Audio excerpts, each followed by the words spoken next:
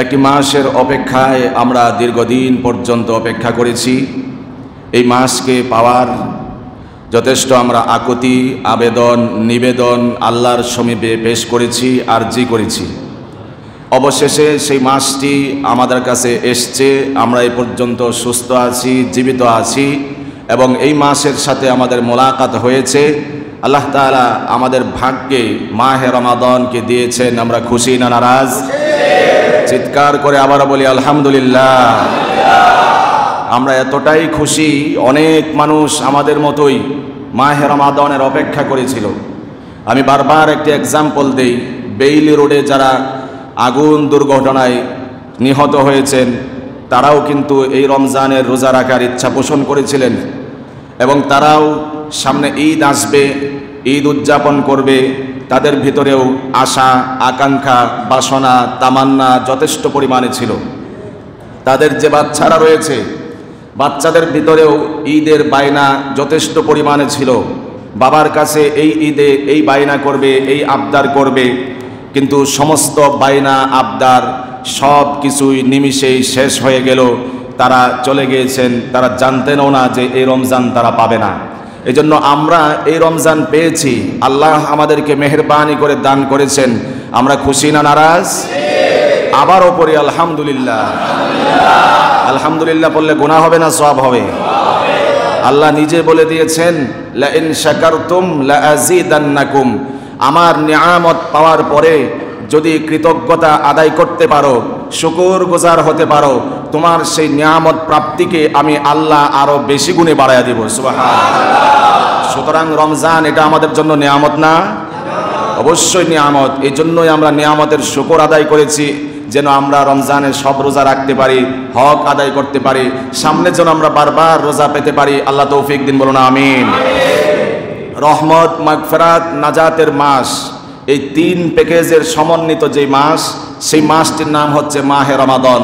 আমরা শুরুতেই দোয়া করছি, আল্লাহ তাআলা এই প্রথম পর্বের প্রথম দশকের যে রহমতের দশক রয়েছে, রহমতের চাদরে আমাদের সবাইকে আবৃত করে নিন, বলুন আমিন। আমরা দোয়া করছি আল্লাহ তাআলা এই রমজানে মাগফিরাতের দশকে আমাদের জীবনের সব গুনাহ মাফ করে দিন, বলুন আমিন। আমরা দোয়া করছি শেষ দশক, নাজাতের দশক, আল্লাহ তাআলা এর আগেই আমাদের জন্য জাহান্নাম হারাম করে জাহান্নাম থেকে মুক্ত করে জান্নাতের ফয়সালা করুন, বলুন আমিন। মাহে রমাদান একটি ব্যতিক্রম ধর্মী একটি মাস। অন্য 11 মাসের তুলনায় একেবারে ভিন্ন ধর্মী, ব্যতিক্রম ধর্মী একটি মাসের নাম হচ্ছে মাহে রমাদান। আমরা বারবারই বলে থাকি, আমাদের বাংলা ভাষার সাথে বিদেশি ভাষার যথেষ্ট সংমিশ্রণ রয়েছে। মাহে রমাদানের অর্থ হচ্ছে মাহ মানে মাস, ফার্সিতে, উর্দুতে, হিন্দিতে মাহ বলা হয়। তো মাহে রমাদান রমজান মাস। আর রমাদানের কি সরল অনুবাদ, শাব্দিক অর্থ কি, তার বিশ্লেষণ কি, সময়ের সংক্ষিপ্ত পরিসরে আমরা আলোচনা করে সামনের দিকে অগ্রসর হব ইনশাআল্লাহ। রমাদান এটি একটি শব্দ যার অক্ষর রয়েছে 5টি, র, মিম, দদ, আলিফ, নুন। এই 5টি অক্ষর দিয়ে যে শব্দ গঠিত, সেই শব্দটি হচ্ছে কোরআনের ভাষায় রমাদান। এই শব্দটি যেই শব্দ থেকে উদ্গত, অর্থাৎ যার থেকে জন্ম হয়েছে, এই শব্দটি যেই শব্দ থেকে আবির্ভাব হয়েছে, সেই শব্দটির মূল অক্ষর 3টি। কয়টি বলুন? র, মিম, দদ। রমদুন, এই রমদুন শব্দ থেকে রমাদান এই শব্দের আবিষ্কার, উৎপত্তি হয়েছে। রমদুন, র, মিম, দদ, অর্থাৎ রমদুন এর শাব্দিক অর্থ হচ্ছে জ্বালিয়ে দেওয়া, ভস্মীভূত করে দেওয়া, নিশ্চিহ্ন করে দেওয়া। যেহেতু রমাদান এমন একটি মাস আমাদের জীবনের সব গুনাহ খাতাকে জ্বালিয়ে দেয়, নিশ্চিহ্ন করে দেয়, এজন্যই এই মাসের নামকরণ করা হয়েছে রমাদান। সুবহানাল্লাহ। এই রমজান মাস যে আমাদের গুনাহগুলো মিটিয়ে দিয়ে থাকেন, রমজান মাস যে আমাদের জীবনের সব গুনাহ মাফ করে থাকেন, তার সপক্ষে একটি হাদিস, একটি দলিল হচ্ছে রাসূলুল্লাহ সাল্লাল্লাহু আলাইহি ওয়াসাল্লামের মুখনিসৃত একটি বাণী। নবীজি বলেছেন, মান সামা রমাদানা ঈমানান ওয়া ইহতিসাবান গুফিরা লাহু মা তাকদ্দামা মিন যামবিহি। যে ব্যক্তি ঈমান সহকারে সওয়াবের নিয়তে রমজানের সবকটি রোজা সঠিকভাবে পালন করবে, তার অতীতের সব গুনাহগুলোকে আল্লাহ রাব্বুল আলামিন মাফ করে দিবেন। তাহলে রমদুন শব্দের অর্থই হচ্ছে ক্ষমা করে দেওয়া, নিশ্চিহ্ন করে দেওয়া, জ্বালিয়ে দেওয়া, যেই মাস আমাদের গুনাহকে নিশ্চিহ্ন করে দেয়, যেই মাস আমাদের গুনাহগুলোকে জ্বালিয়ে দেয়, সেই মাসের নাম কি? রমাদান। এরপরে আসুন, রমাদানের সাথে ওতপ্রোতভাবে জড়িত যে আমলটি, সেটি হচ্ছে সওম, সিয়াম, আর আমাদের আঞ্চলিক ভাষায় আমরা বলি রোজা। এটির মূলত কোরআনিক শব্দ বা আল্লাহর ভাষায় এটিকে বলা হয় সওম বা সিয়াম। কুতিবা আলাইকুমুস সিয়াম, হাদিসে আসছে আস-সাওমু লি। সওম মানে রোজা, সিয়াম মানে রোজা। এখন রোজার অর্থ আবার কি? সিয়ামের অর্থ যেটি, সওমের অর্থ যেটি, রোজার অর্থও সেটি, তবে ভাষাগত পার্থক্য। আস-সাওম এবং আস-সিয়াম এটি হচ্ছে কোরআনের শব্দ, হাদিসের শব্দ এবং অ্যারাবিক শব্দ। এর ফার্সি শব্দ হচ্ছে রোজা। সুতরাং আমরা যে রোজা রাখছি এটা বাংলা ভাষার শব্দ না। কোন ভাষার বলুন? ফার্সি ভাষার।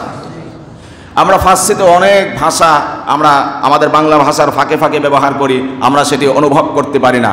আমরা জেনেছি বাংলাদেশে, ভারতবর্ষে, ভারত, পাকিস্তান, বাংলাদেশে একেবারে শুরু জমানার দিকে ইরান থেকে তৎকালীন সময়ের মনীষীরা এসে আমাদের দেশে, ভারতে এবং পাকিস্তানে দ্বীনের দাওয়াত তারা প্রচার করেছে।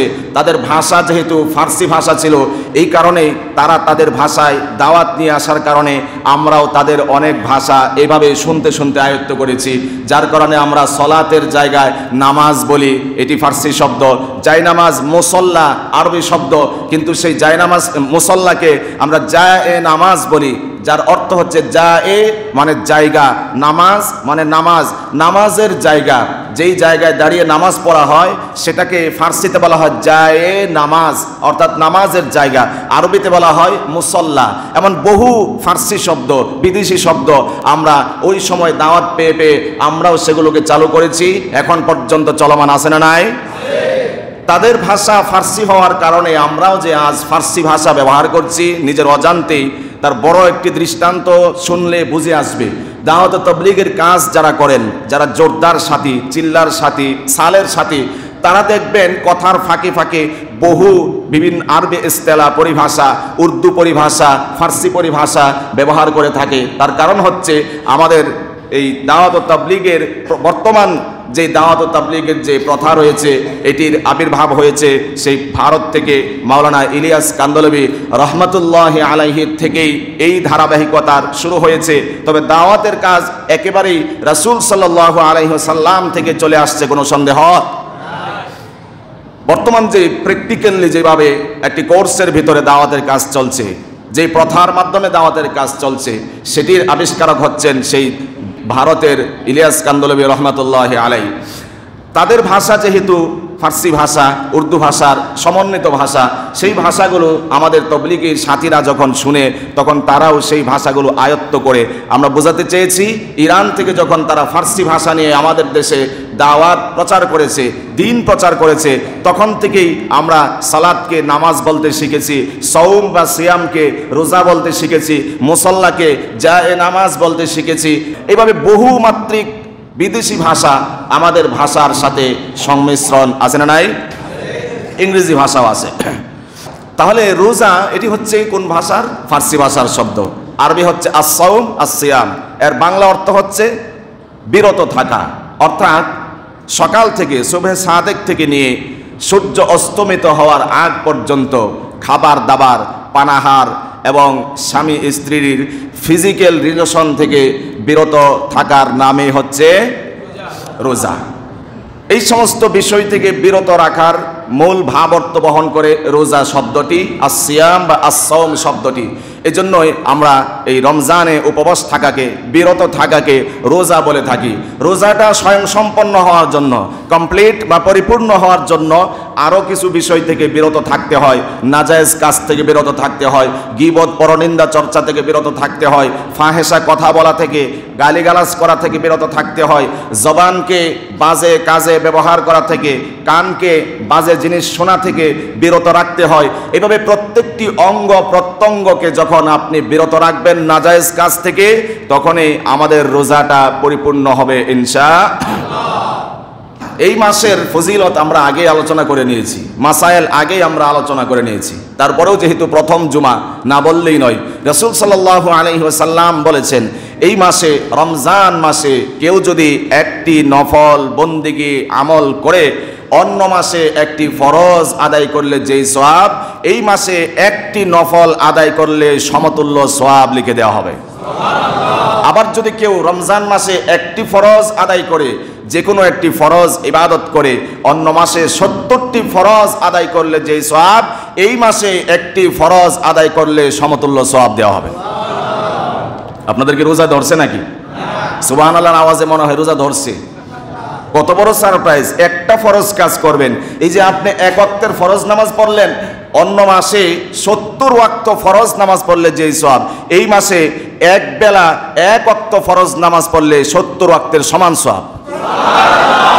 এবার ঠিক আছে, এবার ঠিক আছে। শুকরিয়ার ভাষাও হবে স্পিরিটের সাথে, শুকরিয়ার ভাষাতেও প্রকাশ পাবে যে আমরা খুশি, আল্লাহর প্রতি আমরা সন্তুষ্ট আছি, আল্লাহর প্রতি আমরা খুশি আছি সবসময়, এখনো আছি, রোজা থাকলেও আছি, রোজা না থাকলেও আছি। এবার প্রশ্ন হলো, রমজান মাস এত দামি হলো কেন? এত দামি হলো কেন এটা আপনারাও জানেন। কারণ এই পৃথিবীতে যত গ্রন্থ রয়েছে, চাই সেটি জাগতিক কোনো গ্রন্থ হোক অথবা আসমানি গ্রন্থ হোক, আসমানি গ্রন্থ হোক, জাগতিক কোনো গ্রন্থ হোক, এই সমস্ত গ্রন্থ, সমস্ত কিতাবের সেরা, শ্রেষ্ঠ, লেটেস্ট, গ্রেটেস্ট যে কিতাবটির নাম, সেই কিতাবের নাম হচ্ছে মহাগ্রন্থ আল কোরআন। সুবহানাল্লাহ। এই কোরআনটাকে আল্লাহ রাব্বুল আলামিন নাজিল করেছেন রমজান মাসে। এই কারণে রমজানের দাম আল্লাহ রাব্বুল আলামিন অন্য সব মাসের তুলনায় দ্বিগুণ চেয়ে আরো বেশি বাড়িয়ে দিয়েছেন। সুবহানাল্লাহ। আল্লাহ রাব্বুল আলামিন বলেছেন, শাহরু রমাদান আল্লাযী উনজিলা ফীহিল কুরআনু হুদাল লিন্নাস। এই রমজান হচ্ছে এমন এক মাসের নাম, মাহে রমাদান এমন এক মাসের নাম, যেই মাসে আমি আল্লাহ রাব্বুল আলামিন কোরআনুল কারীমকে অবতীর্ণ করেছি। যেই মাসে দামি জিনিস অবতীর্ণ হয়, সেই মাসের দাম আছে না নাই? কম না বেশি? বেশি। কারণ যে গ্রন্থ আল্লাহ নাজিল করেছেন, যে দামি জিনিস নাজিল করেছেন, সেই দামি জিনিস যখন মাসের সাথে সংযুক্ত হয়েছে, অ্যাড হয়েছে, আল্লাহ সেই মাসের দাম বাড়িয়ে দিয়েছেন। যে নবীর ভিতরে আল্লাহ রাব্বুল আলামিন 23 বছরে গোটা 30 পারা কোরআনকে নাজিল করেছেন, নবীর সিনায় যেই গ্রন্থকে আল্লাহ রাব্বুল আলামিন লেপন করে দিয়েছেন, কোরআন নাজিল হওয়ার কারণে রাসূল সাল্লাল্লাহু আলাইহি ওয়াসাল্লামের মান, মর্যাদা, সম্মান আল্লাহ রাব্বুল আলামিন আরশচুম্বী করে দিয়েছেন। সুবহানাল্লাহ। যে সাহাবীরা আল্লাহর এই কোরআনকে হিফজ করেছে, কোরআন হিফজ করার কারণে, রাসূলের সান্নিধ্য অর্জন করার কারণে সাহাবীদের সম্মান আল্লাহ বাড়িয়ে দিয়েছেন। সুবহানাল্লাহ। যে কোরআনকে আজকের আমার দেশের খুদে হাফেজেরা, ছোট্ট বাচ্চারা, ছোট্ট বন্ধুরা 30 পারা কোরআনকে অল্প কয়েকদিনে হিফজ করে তার অন্তর আত্মায় সেভ করে, সেই সেভ করার কারণে ছোট্ট বাচ্চাকেও আল্লাহ দাড়ি পাকা মুরব্বির কাছে সম্মানের পাত্র বানিয়ে দিয়েছেন।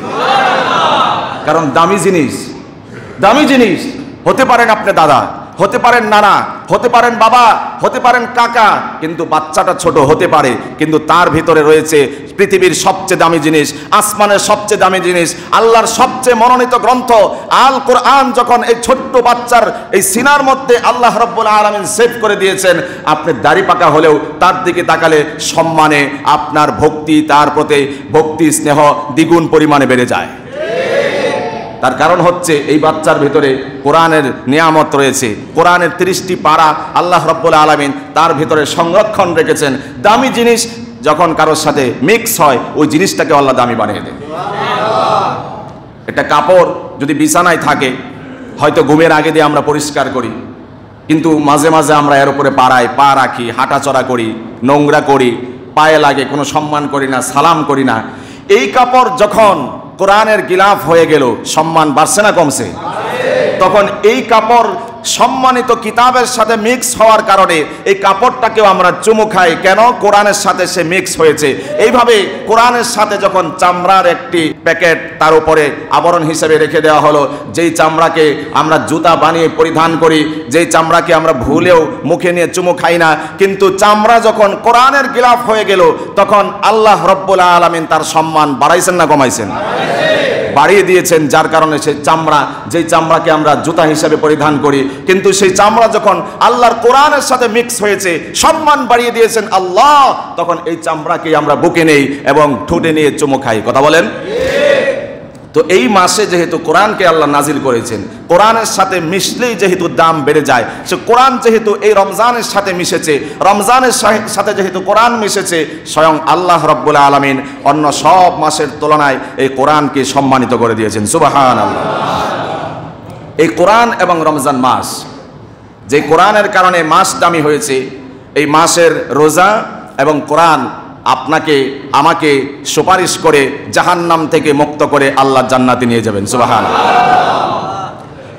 বিশ্বনবী বলেছেন, কাল কিয়ামতের ময়দানে রোজাদারের পক্ষে রোজাগুলো সুপারিশ করবে আর বলবে, আয় আল্লাহ, এই ব্যক্তি সারাদিন উপবাস থেকে রোজা রেখেছিল, আমি রোজা তার সপক্ষে আজকে তোমার দরবারে সুপারিশ করছি, তাকে তুমি নাজাত দিয়ে জান্নাতের মেহমান করে নাও। কোরআন বলবে, আয় আল্লাহ তাআলা, মাহে রমাদানে তোমার এই বান্দা আমি কোরআনকে রাতের বেলায় তেলাওয়াত করত, নির্ঘুম রজনী অতিবাহিত করেছে কোরআন তেলাওয়াত করতে গিয়ে, আমি কোরআন আজকে তার সপক্ষে তোমার দরবারে সুপারিশ করছি, তুমি তাকে মুক্ত করে জান্নাতের মেহমান বানায় না।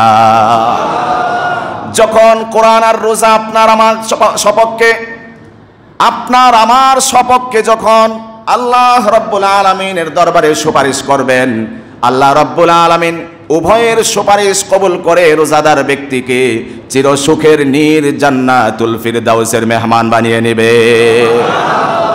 সুপারিশ করবে কোরআন, রাত্রি জাগরণ করে ঘুম বিসর্জন দিয়ে আমাকে তেলাওয়াত করেছিল, আয় আল্লাহ তার সপক্ষে আমি সুপারিশ করছি, তাকে মুক্তি দিন, জান্নাতের মেহমান বানিয়ে নিন। সুবহানাল্লাহ। রোজাও বলবে, সুপারিশ করবে, আয় আল্লাহ সারাদিন উপবাস থেকেছিল, সারাদিন না খেয়ে থেকেছিল, আমি তার পক্ষে সুপারিশ করছি, আপনি তাকে জাহান্নাম থেকে মুক্ত করে আজকে আপনি তাকে জান্নাতের মেহমান করে নিন। সাথে সাথে আল্লাহ তাদের উভয়ের সুপারিশকে কবুল করে জান্নাতের মেহমান বানিয়ে দিবেন। সুবহানাল্লাহ। যখন রোজাদার সারাদিন রোজা রাখার পরে, উপবাস থাকার পরে সন্ধ্যাবেলায় ইফতার সামনে নিয়েও আল্লাহর কাছে নিজের ক্ষমা প্রার্থনা করে, নিজের মাগফিরাত কামনা করে, সবার জন্য দোয়া করে, সামনে ইফতার হাজির, উপস্থিত, বাহারি আইটেম, অভিজাত আইটেম, রকমারি আইটেমের ইফতার সামনে উপস্থিত, মুখরোচক খাবার সামনে প্রেজেন্ট করা হয়েছে, তারপরেও ইফতারে হাত দেয় না। কার ভয়ে? আল্লাহর ভয়ে যখন হাত দেয় না, যখন এত কিছুর পরে আজান হয় মসজিদে, সূর্য যখন পশ্চিম আকাশে ঢলে যায়, অস্তমিত হয়, তখন সে যখন আল্লাহর নাম নিয়ে ইফতার করা শুরু করে, রোজাদারের এই সময়টা হচ্ছে সবচেয়ে আনন্দের সময়। সুবহানাল্লাহ। সবচেয়ে আনন্দের সময় হচ্ছে এই সময়টা। এই আনন্দ, এই তৃপ্তি একমাত্র রোজাদার যে সেই অনুভব করতে পারবে। যে ব্যক্তি রোজা রাখে নাই, সে ব্যক্তি ইফতারের কি মজা সে বুঝতে পারবে না। ছাগল ঘাস খাইলে যেমন লাগবে, বা মানুষ যদি ছাগলের ঘাস খায় তার কাছে যেমনটা লাগবে, যেই মানুষ রোজা রাখে নাই, ইফতারের সময় রোজাদারের সাথে ইফতার করতে বসেছে, কোনো কারণ ছাড়াই রোজা ভেঙে দিয়েছে, ওই ব্যক্তি ইফতারের স্বাদ একটু বিন্দু পরিমাণে অনুভব করতে পারবে, কিন্তু ভাগ ছাড়বে না। যুক্তি দাঁড় করাবে, মুখরোচক লেকচার দিবে, বলবে কি রোজা না রেখে এক অপরাধ করছি, ইফতার না করে কি আর এক অপরাধ করবো নাকি, সামনে দেও আমি ইফতার খাবো তোমাদের সাথে। ওই সময় ভাগ ছাড়বে না। রোজা না রেখে এক অপরাধ করছি, ইফতার না করে তো আর এক ভুল আর এক অপরাধ করতে পারি না। তো ইফতারের ভাগ সে নিতে পারে বটেই, তবে রোজাদার সারাদিন উপবাস থেকে রোজা রেখে যে কষ্ট করেছে, তারপরে ইফতার করতে গিয়েছে, সে ইফতার করে যে তৃপ্তি অনুভব করবে, বেরোজদার রোজা যে রাখে নাই সে সেই তৃপ্তি অনুভব করতে পারবে না। এই রমজানের আরো একটি সারপ্রাইজ হচ্ছে, আল্লাহ রাব্বুল আলামিন অসংখ্য, অগণিত, ব্যাপক হারে আল্লাহ তাআলা এই রমজান মাসে দিনে এবং রাত্রে হাজার হাজার নয়, লক্ষ কোটি নয়, অসংখ্য, যার সংখ্যা গণনা করা যায় না, এমন ব্যাপক হারে মানুষকে আল্লাহ তাআলা জাহান্নাম থেকে মুক্ত করে দেন। সুবহানাল্লাহ। রমজানের সম্মান আল্লাহ দিয়েছেন, রমজানের মর্যাদা আল্লাহ দিয়েছেন। আমরা যদি হেলায় খেলায়, অবহেলায়, উদাসীনতায়, গাফলেতে আগের মতো করে এই রমজানকেও ছেড়ে দেই, হতে পারে ভাই যে রমজান আমি আপনি চেয়েছি, আল্লাহর কাছে বারবার দোয়া করেছি 2 মাস পর্যন্ত, আল্লাহুম্মা বারিক লানা ফি রজব ওয়া শাবান ওয়া বাল্লিগনা রমাদান, এই দোয়া আমরা করেছি। এই রমজান আমাকে আপনাকে আল্লাহ সারপ্রাইজ দিয়েছেন, যদি কদর করতে না পারি, হতে পারে আগামী রমজান আমার ভাগ্যে নাও আসতে পারে, আপনার ভাগ্যে নাও আসতে পারে। এজন্যই এই রমজান যেহেতু পেয়েছি, আল্লাহ যেহেতু রহম করেছেন, মায়া করেছেন, আমরা এই রমজানের কদর করব কিনা চিল্লায় বলুন। রাসূল সাল্লাল্লাহু আলাইহি ওয়াসাল্লাম বলেছেন, এই রমজান এমন এক মাস যেই মাসের প্রত্যেক দিনে এবং প্রত্যেক রাত্রিতেই অসংখ্য অগণিত বান্দা বান্দিকে জাহান্নাম থেকে আল্লাহ মুক্তির ফয়সালা করে দেন। সুবহানাল্লাহ। এবার আসুন, রমজানের রোজা রাখলে আমাদের হাসর নাসর কার সাথে হওয়ার সম্ভাবনা রয়েছে, আমরা কাদের দলভুক্ত হতে পারবো? হাদিস থেকে বলছি। এক ব্যক্তি একবার হুজুর সাল্লাল্লাহু আলাইহি ওয়াসাল্লামের কাছে আসলেন একটি মাসআলা জানার জন্য, এবং হুজুর জবাব দিলেন। আল্লাহর বান্দা হুজুরকে এসে জিজ্ঞাসা করলেন, ইয়া রাসূলুল্লাহ, ইয়া হাবিবাল্লাহ, আমি যদি এই কথার সাক্ষ্য দেই আল্লাহ ছাড়া আর কোনো মাবুদ নাই, এবং আমি যদি এই কথার সাক্ষ্য দেই আপনি হচ্ছেন তার সর্বশ্রেষ্ঠ সর্বসেরা বান্দা এবং রাসূল, আমি যদি প্রত্যেকদিন 5 বেলার নামাজ সঠিকভাবে আদায় করি এবং যাকাত যদি আমি আদায় করি, রমজানের রোজা যদি আমি আদায় করি, আমি কাদের দলভুক্ত হতে পারবো আপনার কাছে জানতে চাই।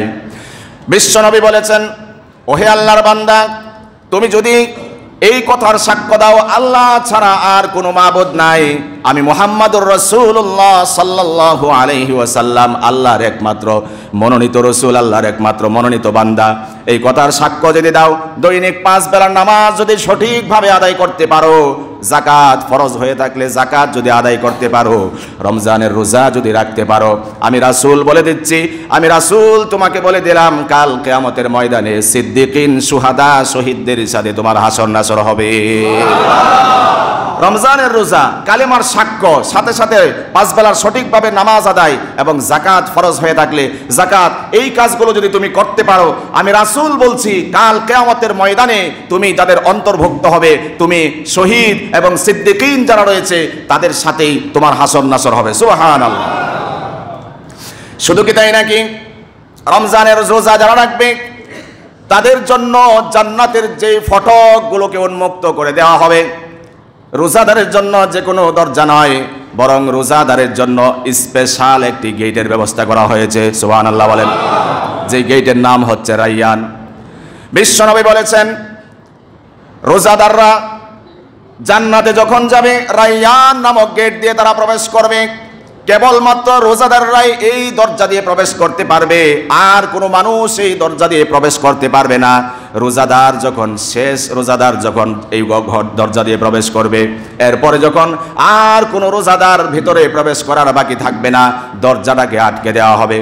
বিশ্বনবী বলেছেন, যখন রোজাদাররা রাইয়ান নামক গেট দিয়ে ভিতরে প্রবেশ করবে, আল্লাহ রাব্বুল আলামিন নিজে তাদেরকে জান্নাতের পানীয় শরবত পান করাবেন। আল্লাহু আকবার। জান্নাতের পানীয় শরবত যখন সে পান করবে, তৃপ্তি সহকারে পান করবে, একবার যে ওই পানি পান করবে আর কোনোদিন জিন্দেগিতে পিপাসার্ত হবে না। রাইয়ান নামক গেট স্পেশাল, এটি শুধুমাত্র রোজাদারদের জন্যই আল্লাহ রাব্বুল আলামিন সিলেক্ট করেছেন। এখান দিয়ে, এই দরজা দিয়ে রোজাদাররা প্রবেশ করবে, ভিতরে যাওয়ার পরে তাদেরকে পানি দেওয়া হবে, শরবত দেওয়া হবে। শরবত পান করার পরে ওই ব্যক্তি আর কোনোদিন পিপাসার্ত হবে না। কত বড় সারপ্রাইজ আল্লাহ রাব্বুল আলামিন রেখে দিয়েছেন রোজাদারের জন্য। শুধু তাই না, হাদিসে কুদসি শোনাচ্ছি আপনাদেরকে। হাদিসে কুদসি হচ্ছে যেই কথাটি স্বয়ং আল্লাহর, কিন্তু বলেছেন রাসূল সাল্লাল্লাহু আলাইহি ওয়াসাল্লাম।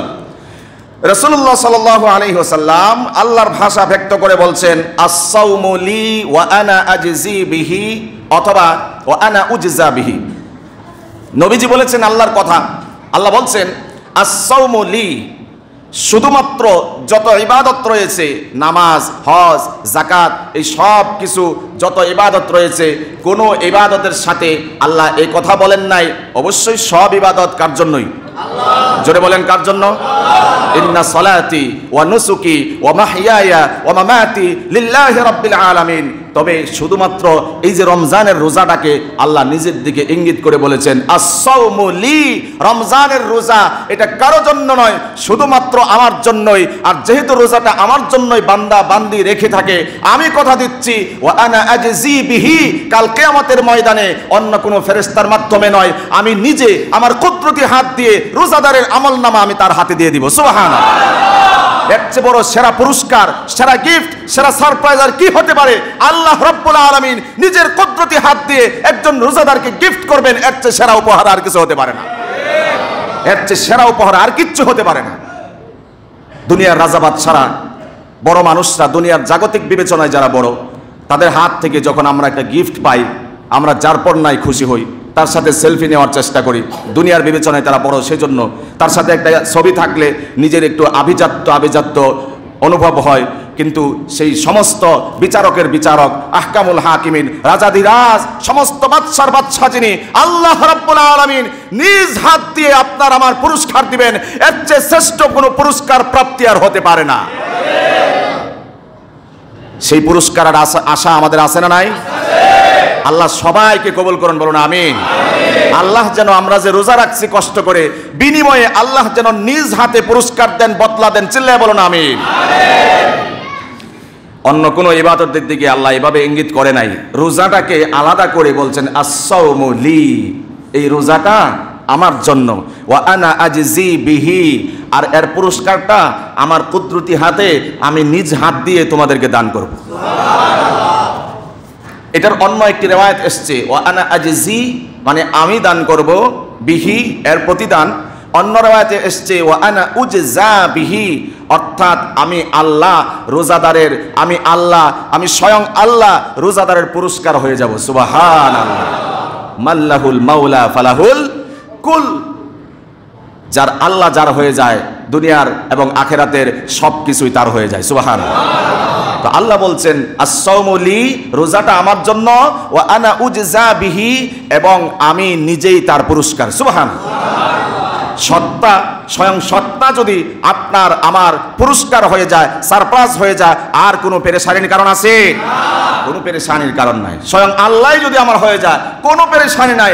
লা তাহজান, নো টেনশন, কোনো পেরেশানি নাই। স্বয়ং আল্লাহ যদি আমার হয়ে যায়, আর কোনো পেরেশানি নাই, আর কোনো পেরেশানি নাই। শর্ট করে একটা গল্প বলি। আজকে তো খাবার দাবার নাই, আছে নাকি?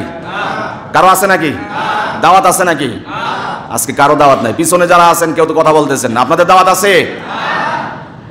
একটা ছোট্ট করে গল্প বলি। মানে মালিক যদি আমার হয়ে যায়, তাহলে যে আর কিছুর দরকার পড়ে না, সবই আমার হয়ে যায়। এটির এক্সাম্পল হিসাবে বলছি। আমাদের মাদ্রাসাগুলোর হেদায়েতুন নাহু একটি জামাত রয়েছে। এই জামাতের একটি পাঠ্য পুস্তক রয়েছে তালিয়বি। এই কিতাবে একটি গল্প আনা হয়েছে বাদশাহ হারুনুর রশিদের উদ্ধৃতি দিয়ে।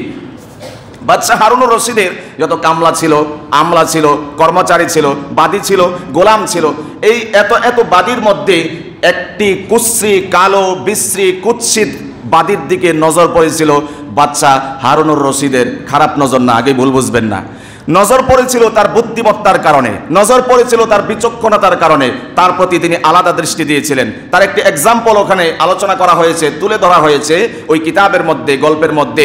বাদশাহ হারুনুর রশিদ একবার কিছু স্বর্ণমুদ্রা বাদী যারা ছিল তাদের সামনে ছড়িয়ে ছিটিয়ে দিয়েছেন। ছড়িয়ে ছিটিয়ে দিতে দেরি, কিন্তু সেগুলো উত্তোলন করতে আর দেরি হলো না। সমস্ত বাদীরা হুমড়ি খেয়ে ভিড় করে স্বর্ণমুদ্রা উঠাতে আরম্ভ করলো, কুড়াতে আরম্ভ করলো। বাদশাহ হারুনুর রশিদ শুধু তাকায় তাকায় দেখলেন ওই যে কুৎসি, কালো, বিশ্রী বাদী যেটি ছিল বাদশাহ হারুনুর রশিদের, ওই কুৎসি, কালো বাদীটা হারুনুর রশিদের চেহারার দিকে অপলক নেত্রে তাকিয়ে আছে। সে আর এই স্বর্ণমুদ্রার দিকে তাকিয়েও দেখে না। অন্য বাদীদের মতো স্বর্ণমুদ্রা সে কুড়াচ্ছে না। বাদশাহ হারুনুর রশিদ জিজ্ঞেস করলেন, কি ব্যাপার? সবাই স্বর্ণমুদ্রা তালাশে ব্যস্ত, কুড়াতে ব্যস্ত, কিন্তু তুমি আমার চেহারার দিকে তাকিয়ে আছো, এইভাবে তাকিয়ে আছো, কি তার কারণ? তুমি কেন স্বর্ণমুদ্রা সংগ্রহ করছো না? জবাব দিল, বাদশাহ মহোদয়, তারা স্বর্ণমুদ্রা সংগ্রহ করছে, কুড়াচ্ছে, ভালো কথা, কিন্তু আমি স্বর্ণমুদ্রা চাই না, আমি আপনার সন্তুষ্টই কামনা করি। কারণ মাল্লাহুল মাওলা ফালাহুল কুল, স্বয়ং সত্তা যদি ব্যক্তির হয়ে যায়, আল্লাহ যদি আমার হয়ে যায়, মালিক যদি আমার হয়ে যায়, মালিকের আসবাবপত্র এগুলোর প্রতি আমার কোনো তোয়াক্কা নাই। মালিকের মন যদি আমি সন্তুষ্ট করতে পারি, মালিক আমাকে না চাইতেই দান করবেন, কোনো সন্দেহ নাই। মালিকের মনটা সন্তুষ্ট করতে হবে। তো বাদশাহ হারুনুর রশিদের বাদী, কুশ্রীবাদী, কালোবাদী বাদশার দিকে তাকিয়ে আছে অপলক নেত্রী। তখন এই প্রশ্ন যখন করলো, জবাব দিল, এদিক থেকে গুজব রটায় গেল যে বাদশাহ হারুনুর রশিদ এত বড় একজন বাদশাহ, সে একটা কালো বেড়ির দিকে, কালো বাদীর দিকে, কুশ্রীবাদীর দিকে নজর দিয়েছে, তার প্রতি প্রেমাসক্ত হয়েছে। এই বিষয়টি খুবই গর্হিত এবং নিন্দিত একটি কাজ। সমস্ত রাজ দরবারে খবর চলে গেল, অন্য যত বাদশাহ ছিল সবার দরবারে খবর চলে গেল, সমালোচনা কানা ঘোষা আরম্ভ হয়ে গেল। সব জায়গায় একটি সমালোচনা যে বাদশাহ হারুনুর রশিদ কালো বাদীর প্রেমে আসক্ত হয়ে গিয়েছে। এটি খুবই নিন্দিত কাজ, গর্হিত কাজ। এটি আর কেউ যাচাই করার চেষ্টা করলো না যে আসলে বিষয়টি কি। ওই যে গল্প আছে না, কান নিয়ে গেছে চিলে, কানে হাত দেয় নাই, চিল যেদিকে যায় ব্যক্তি সেদিকেই দৌড়তেছে। কেন? তাকে বলা হয়েছে তোর কান নিয়ে গেছে চিলে। এই কথা শুনে সে কানে আর হাত দেয় নাই, আছে না নাই, সে চিলের পিছনে পিছনে দৌড়াচ্ছে। তো গুজব রটায় গেছে। এরকম গুজব আমাদের বাংলাদেশে নাই? এক করোনা এসে আমাদেরকে যথেষ্ট পরিমাণে গুজবের সাথে মোলাকাত এবং সাক্ষাৎ করিয়েছে। কথা বলেন? কদিন পরে পরে এটা করলে করোনা সেরে যায়, এটা করলে করোনা সেরে যায়। বাসের ভিতরে পানি পাওয়া গেছে, এই পানি যদি কেউ পান করে তার করোনা হবে না। আরো কত রকমের আজগুবি গুজব যে বাংলাদেশে ছড়িয়েছে করোনাকালীন সময়ে। সুতরাং গুজবের সংজ্ঞা নতুন করে আমাদের দেওয়ার প্রয়োজন। গুজব ছড়ায় গেছে, বাদশা কালোবাদীর প্রেমে পড়েছে। যখন এই গুজব ছড়িয়ে গেল, বাদশাহ হারুনুর রশিদ সমস্ত রাজদরবারে খবর পাঠালেন, ইনভাইট করলেন, মেসেজ করলেন, সবাইকে আমন্ত্রণ করলেন, অমুক তারিখে এই আমার সমাবেশে আসতে হবে। বাদশাহ মহোদয় হারুনুর রশিদ স্টেজ করলেন, সমাবেশের আয়োজন করলেন। পার্শ্ববর্তী সমস্ত রাজারা নির্দিষ্ট দিন তারিখে এসে উপস্থিত হলো, আয়োজন শুরু হলো। এরপরে বাদশাহ মহোদয় তথা হারুনুর রশিদ একটি চমৎকার ম্যাজিক তখন দেখালেন বিষয়টিকে প্রমাণ করার জন্য যে সে তার প্রেমে পাগল হয়েছে তার বুদ্ধিমত্তার কারণে, বিচক্ষণতার কারণে, বাজে কোনো নিয়তে না। আচ্ছা, হারুনুর রশিদ স্টেজ যখন নির্মাণ করলেন, স্টেজে উঠে সমস্ত বাদশাদের সামনে তিনি ইয়াকুত নির্মিত কিছু পেয়ালা সবার হাতে দিলেন, সমস্ত বাদীদের হাতে দিলেন। সবাইকে বললেন যে এই ইয়াকুত নির্মিত দামি পেয়ালাটা তোমরা জমিনে আছাড় দিয়ে ভেঙে ফেলো। কোনো একজন বাদী ভাঙল না, বরং সেটাকে গুছিয়ে নিল, নিজের মালিকানা করে নিল। ওই যে একজন কুৎসিবাদী, কালো বিশ্রীবাদী, সে আদেশ পেতে দেরি হয়েছে, সাথে সাথে ওই ইয়াকুত নির্মিত পেয়ালাটা জমিনে ফেলে ভেঙে চুরমার করে দিয়েছে।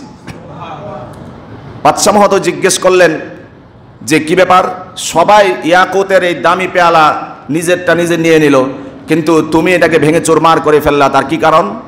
জবাব দিল বাদশাহ মহোদয়, আমি চিন্তা করেছি যে আমি যদি আপনার আদেশ পালন করতে গিয়ে এই ইয়াকুত নির্মিত পেয়ালাটা ভেঙে ফেলি, তাহলে আপনার রাজ দরবারের সামান্য আর্থিক ক্ষতি সাধিত হবে, এটি ছিল সত্য কথা। কিন্তু আমি যদি আপনার আদেশ অমান্য আপনার আদেশ অমান্য করি, তাহলে আপনার মানহানি হবে, আপনার অপমান হবে যে আমি কেমন বাদী, আপনার অর্ডারকে আমি মানলাম না। আপনার ইজ্জত সম্মান রক্ষা করার জন্যই আপনার হুকুম পাওয়ার সাথে সাথে আমি পেয়ালাটাকে ভেঙে চুরমার করে দিয়েছি। এবার তো রাজা যারা ছিল, বাদশাহ যারা ছিল, একজন আর একজনের দিকে তাকাতাকি শুরু হয়ে গেল। তো ঘটনা তো সত্যই, আমরা তো বাদশাহ হারুনুর রশিদকে ভুল বলেছিলাম, ও তো যথেষ্ট বুদ্ধিমান, যথেষ্ট বিচক্ষণ, সুতরাং আমরা যেটি করেছি এটি নিন্দনীয় ছিল, এটি গর্হিত ছিল। যাচাই বাছাই না করে বাদশাহ হারুনুর রশিদের ব্যাপারে আমরা অপবাদ ঠেলে দিয়েছি, আমরা তার ব্যাপারে অভিযোগ আপত্তি তুলে ধরেছি, এটি আদৌ উচিত হয় নাই। বাদী আরো বলল, বাদশাহ মহোদয়, আমি যদি আপনার এই হুকুম মানতে গিয়ে পেয়ালাটা ভেঙে চুরমার করে দেই, হয়তো মানুষ আমাকে পাগল বলবে, কিন্তু আমি যদি না ভাঙি তাহলে মানুষ আমাকে অবাধ্য বলবে, আপনার অবাধ্য বান্দি বলবে। এই জন্য আপনার অবাধ্য আমি হতে চাই নাই, বরং আপনার সামান্য ক্ষতি হয়েছে এটাকে আমি পছন্দ করে নিয়েছি। বাদশা যারা ছিল তাদের আর বুঝতে বাকি রইল না যে সে তার প্রেমে পাগল হয় নাই, বরং তার বুদ্ধিমত্তা, মেধা, বিচক্ষণতা এগুলোর প্রতি সে আসক্ত হয়েছে, যার কারণে বাদশাহ মহোদয়, বাদশাহ হারুনুর রশিদ ওই কালোবাদী না চাইতেই হাজার পরিমাণে, দ্বিগুণ পরিমাণে সম্পত্তির মালিক তাকে বানিয়ে দিয়েছেন। মাল্লাহুল মাওলা ফালাহুল কুল, সত্তা যার হয়ে যা, দুনিয়া আখিরাতের সবকিছুই তার হয়ে যায়। তা আল্লাহ বলেছেন, আস-সাওমু লি ওয়া আনা আজজি বিহি ওয়া আনা উজজা বিহি, রোজাটা আমার জন্য, যারা রোজা রাখবা তোমাদের পুরস্কার আমি আল্লাহ নিজে হয়ে যাব। সুবহানাল্লাহ। আমাদের এই দেশের একজন খ্যাতিমান বীর পুরুষ এবং বড় মাপের বুজুর্গ ব্যক্তিত্ব মাওলানা শামসুল হক ফরিদপুরি রহমাতুল্লাহি আলাইহি, নাম শুনেছেন আপনারা? সবাই শুনছেন? মাওলানা শামসুল হক ফরিদপুরি রহমাতুল্লাহি আলাইহি উনি একটি চমৎকার কথা বলেছেন, আনুষঙ্গিক হিসাবে বলছি। উনি বলছেন, তুমি দুনিয়ার সব কিছু পেয়েছো। কথাটা সহজ হলেও একটু গভীরভাবে মনোযোগ দিন। দুনিয়ার সব পেয়েছো তুমি, কিন্তু আল্লাহকে পাও নাই, সুতরাং তুমি কিছুই পাও নাই। তিনটি বাক্যে কি চমৎকার একটি বক্তব্য ফুটে এসেছে। দুনিয়ার চাকচিক্য যা যা দরকার, যা চেয়েছেন, যা আশা করেছেন, সব পেয়েছেন, কিন্তু যে আল্লাহর কাছে ফিরে যেতে হবে, লাআল্লাহুম ইয়ারজিউন, সেই আল্লাহকেই আমি যদি না পাই তাহলে আমি কিছুই পাই নাই। আল্লাহকে যদি না পাও তাহলে তুমি কিছুই পাও নাই। এজন্য আমরা কামনা করতে হবে কাকে? আল্লাহকে কামনা করতে হবে। শেষের দিকে আমরা বলছি রমজানের ফাজাইল সংক্রান্ত আল্লাহ রাব্বুল আলামিন রোজাদারের যে জিনিসটাকে খুব বেশি লাইক করেন, খুব বেশি পছন্দ করেন, খুব বেশি ভালোবাসেন, সেটি হচ্ছে রোজাদারের মুখের যে গন্ধ বা একটি ঘ্রাণ ভেতর থেকে আসে, এই গন্ধ বা ঘ্রাণকে আল্লাহ রাব্বুল আলামিন সবচেয়ে বেশি পছন্দ করেন। চিল্লায় বলেন সুবহানাল্লাহ। একটা হচ্ছে ঘ্রাণ, গন্ধ, আর গন্ধের বিপরীত শব্দ যেটা, সেটা হচ্ছে দুর্গন্ধ। সুতরাং আমি এখানে দুর্গন্ধ অনুবাদ করলাম না, এজন্য দুর্গন্ধ হচ্ছে যেটা মুখ পরিষ্কার না করার কারণে, ব্রাশ না করার কারণে, মেসওয়াক না করার কারণে কয়েক সপ্তাহ যাবৎ, কয়েকদিন যাবৎ এই যে দুর্গন্ধ, এই দুর্গন্ধ কিন্তু আল্লাহ পছন্দ করেন না। বরং সারাদিন যে আপনি না খেয়েছিলেন, উপবাস ছিলেন, পাকস্থলীর যে শূন্যতা হয়েছে, সেখান থেকে যে শূন্যতার কারণে যে একটি ভিন্ন ঘ্রাণ আপনার মুখে এসে জমা হয়, এই ঘ্রাণটাকে আল্লাহ রাব্বুল আলামিন সবচেয়ে বেশি পছন্দ করেন। সুবহানাল্লাহ। সুতরাং যেই জবানের, যেই মুখের ঘ্রাণকে আল্লাহ রাব্বুল আলামিন পছন্দ করেন, সেই মুখে যদি কেউ আঘাত করে, সে ইসলামের দুশমন, মানবতার দুশমন, আল্লাহ এবং রাসূলের দুশমন। চিল্লায়া বলেন ঠিক কিনা? রোজাদারের মুখে, রোজাদারের চেহারায় যে ব্যক্তির হাত আঘাত করবে, চেহারাকে ক্ষত বিক্ষত করবে, স্পষ্ট করে বলতে চাই, আল্লাহ রাব্বুল আলামিনের ক্ষুদ্র একটি মশায় তার হাতকে বিকলাঙ্গ করে দেওয়ার জন্য যথেষ্ট। এই জবানের গানকে আল্লাহ রাব্বুল আলামিন এত বেশি পছন্দ করেছেন, সেই জবানে যদি আঘাত করা হয়, সেই জবানকে যদি রক্তাক্ত করা হয়, সেই হাতকে আল্লাহ রাব্বুল আলামিন বিকলাঙ্গ করে দিতে পারেন নিমেষেই, কোনো সন্দেহ নেই। এজন্য খুব অ্যালার্ট থাকা চাই।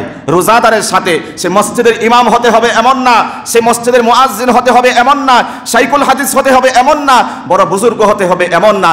যিনি রোজা রেখেছেন তাকেই কমপক্ষে এই মাসে আমরা আল্লাহর ওলি বুজুর্গ জানবো, পারবো ইনশাআল্লাহ। যেই রোজা রাখুক, জিরো হোক, সবাইকে আমরা আল্লাহর বুজুর্গ ওলি হিসাবে জানবো। মারামারি করতে যাব না, কাটাকাটি করতে যাব না, ঝগড়া বিবাদ করতে যাব না, গালাগালি করতে যাব না। যদি এগুলো করি, নারাজ হবেন যিনি, তিনি কে? আল্লাহ নারাজ হয়ে যাবেন। শেষ করে দিচ্ছি, রমজানের 4টি আমল বিশেষভাবে পাওয়া যায়, যেটি রাসূল সাল্লাল্লাহু আলাইহি ওয়াসাল্লামের হাদিসে বিবৃত হয়েছে। রাসূলুল্লাহ সাল্লাল্লাহু আলাইহি ওয়াসাল্লাম বলেছেন, রমজানে তোমরা 4টি কাজ বেশি পরিমাণে করো। এর মধ্যে 2টি কাজ হচ্ছে তোমার নিজের জন্য, করতেই হবে। 2টি কাজ হচ্ছে আল্লাহর জন্য। প্রথম 2টি কাজ হচ্ছে বেশি পরিমাণে কালেমা লা ইলাহা ইল্লাল্লাহ মুহাম্মাদুর রাসূলুল্লাহ সাল্লাল্লাহু আলাইহি ওয়াসাল্লাম, এই কালেমা বেশি পাঠ করো। একটি আমল হচ্ছে কালিমার জিকির বেশি করা, সেটা নীরবে, নিরালা, নির্জনে, উচ্চকণ্ঠে, উচ্চস্বরে, যখন যেই পরিবেশ, শুয়ে হতে পারে, বসে হতে পারে, চলতে ফিরতে হতে পারে, দাঁড়িয়ে হতে পারে, যেভাবে মনে চায়। আল্লাহর রাসূল বলেছেন কালিমার জিকির বেশি এই মাসে করো। এই আমল করতে পারবো ইনশাআল্লাহ? আল্লাহ কবুল করুন, বলুন আমিন। কালিমার এত দাম কি আছে এর ভিতরে? অন্য জিকিরেও তো রাসূল সাজেস্ট করতে পারতেন। এক্সাম্পল দিয়ে বলছি, মিশকাত শরীফের হাদিস। মুসা পয়গম্বর একবার আল্লাহ রাব্বুল আলামিনের কাছে দরখাস্ত করলেন, হে আল্লাহ, আমাকে একটি পার্সোনাল স্পেশাল আমল বাতলি দিন। আমি সার কথা, মর্ম কথাগুলো বলছি, হুবহু অনুবাদ না। মুসা পয়গম্বর বললেন যে আমাকে একটি স্পেশাল আমল দিন যেটি আমি করতে পারি। আল্লাহর পক্ষ থেকে তাকে জানিয়ে দেওয়া হলো তুমি বেশি বেশি পরিমাণে লা ইলাহা ইল্লাল্লাহ, লা ইলাহা ইল্লাল্লাহ, লা ইলাহা ইল্লাল্লাহ, এই কালিমা তুমি বেশি বেশি করে পড়ো, জিকির করবা। মুসা পয়গম্বর বললেন এটা তো সবাই করে, এই জিকির তো সবাই করে, আমি আল্লাহর পয়গম্বর, আমি একটি স্পেশাল আপনার কাছে আবেদন করছি, দরখাস্ত করছি, যেটা আমি করে আপনার সান্নিধ্য আরো বেশি অর্জন করতে পারি, হাসিল করতে পারি। তখন আল্লাহ তাআলা জবাব দিলেন এটা কোনো ছোটোখাটো বিষয় না, বরং এই আসমান, 7 আসমান এবং 7 জমিনকে এক পাল্লায় রাখলে অপর পাল্লায় যদি এই কালেমাকে রাখা হয়, কালেমার পাল্লায় ভারী হয়ে যাবে। তাহলে কালেমার দাম আছে না নাই? 7 আসমান 7 জমিন এক পাল্লায় রাখলেন, আর এক পাল্লায় শুধু লা ইলাহা ইল্লাল্লাহ এই জিকিরকে রাখলেন। আল্লাহর রাসূল বলছেন আল্লাহর ভাষা দিয়ে যে ওই কালেমার পাল্লাটাই দ্বিগুণ পরিমাণে ভারী হয়ে যাবে। আরেকটি আমল হচ্ছে বেশি বেশি পরিমাণে ইস্তেগফার করা। কি করতে হবে? ইস্তেগফার, আস্তাগফিরুল্লাহ, সকলে পড়ুন, আস্তাগফিরুল্লাহ আল্লাযী লা ইলাহা ইল্লা হুয়াল হাইয়ুল কাইয়্যুম ওয়া আতুবু ইলাইহি লা হাওলা ওয়ালা কুওয়াতা ইল্লা বিল্লাহিল আলিয়্যিল আযীম। এতটা যদি কেউ না পারেন, কমপক্ষে আস্তাগফিরুল্লাহ কি পড়ব বলুন? এটা একটু ধীরস্থির গতিতে পড়তে হবে, তা না হলে আমরা যারা জানি না অনেক সময় আস্তাগফিরুল্লাহ আস্তাগফিরুল্লাহ আস্তাগফিরুল্লাহ পড়ি, এমন নাই? আস্তাগফিরুল্লাহ পড়লে অর্থ ভিন্ন হয়ে যাবে। মূল শব্দ হচ্ছে হামজা বা আলিফ, আল ইস্তিগফার, হামজা সিন তা গইন ফা আলিফ র, গইন দিয়ে ইস্তিগফার মানে আল্লাহর কাছে ক্ষমা চাওয়া। আর যদি আস্তাগফিরুল্লাহ বলেন কাফ দিয়ে বা ক দিয়ে বলেন, তাহলে হবে আল ইস্তিগফার, এর অর্থ হবে কাফের হতে চাওয়া। সুতরাং আপনি যদি বলেন আস্তাগফিরুল্লাহ আস্তাগফিরুল্লাহ, আল্লাহ আমি কাফের হতে চাই, আল্লাহ আমি কাফের হতে চাই, আল্লাহ আমি কাফের হতে চাই, জোরে বলেন নাউজুবিল্লাহ।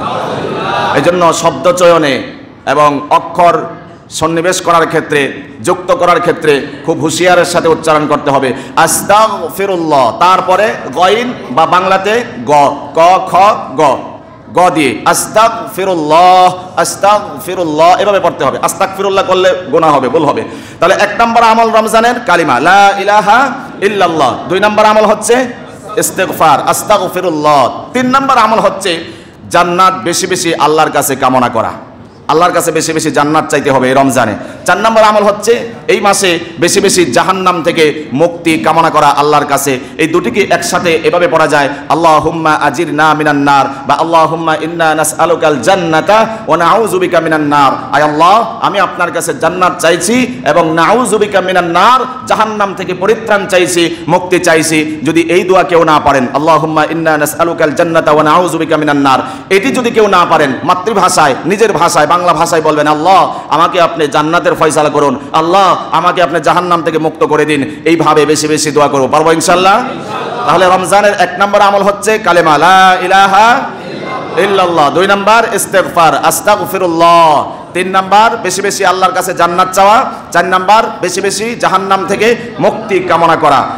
আল্লাহ রাব্বুল আলামিন আমাদেরকে এই কথাগুলোর উপর আমল করার তৌফিক দিন, বলুন আমিন।